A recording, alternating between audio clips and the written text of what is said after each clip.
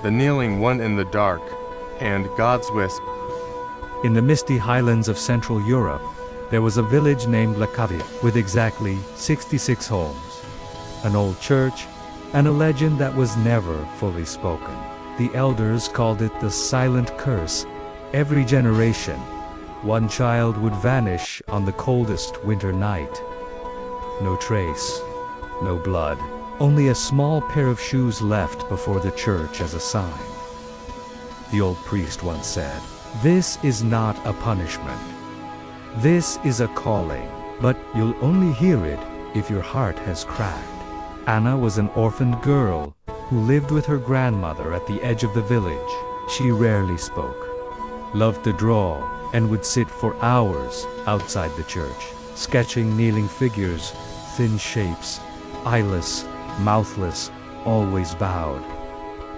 One bitter December night, Anna's grandmother heard the church bell ring, even though it had been dismantled 20 years ago. She ran outside. Anna was gone. The villagers gathered. Another child lost, but this time something was different. The church door was ajar, and from within came a soft song, a hymn in a language no one had ever heard. They called upon a banished priest, Father Abel, who had been exiled from the Vatican for claiming, "I saw God weeping in hell." Father Abel came to Lăcavia with a cracked crucifix and an old leather journal. He said, "No one is taken. The souls choose to enter that place." "Who calls them?" someone asked. "He does, but not to punish, to preserve the last light within them." That night, Father Abel stayed alone in the church. He set up cameras, lit candles, and began to pray. At 3:17 a.m., the camera captured a faint white figure, kneeling in the darkness. It didn't move, didn't speak. It only wept tears hitting the floor and turning into flickers of starlight. The next morning, the villagers found Father Abel unconscious. Next to him was Anna's sketchbook, now filled with new drawings. Page after page showed a chamber behind the altar, an inverted world. The sky below, stars above, and hundreds of people kneeling silently, mouths open, yet no sound. The final image showed Anna holding hands with the glowing figure. Light flowed between their fingers.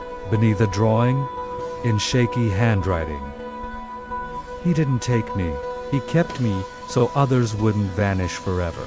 On Christmas Eve, for the first time in decades, the villagers opened the back door of the altar. Inside was nothing, just a single, half-burnt candle and a broken wooden chair. But all saw it. Deep kneeling marks worn into the stone floor, as if someone had knelt there for centuries. Outside, snow began to fall. In the sky, a strange light appeared, a streak like a falling star over the hill. From that night on, no more children vanished. But on the final night of each month, the church still echoed with a song in a language none could understand, yet all could feel, a prayer for those who'd forgotten the light in their hearts. Do you believe that God still kneels each night, not to judge, but to guard the last flicker of light in your soul? If this story touched you, leave an amen and share it with someone who needs a miracle. Subscribe for more, because some stories aren't meant to be explained, only felt.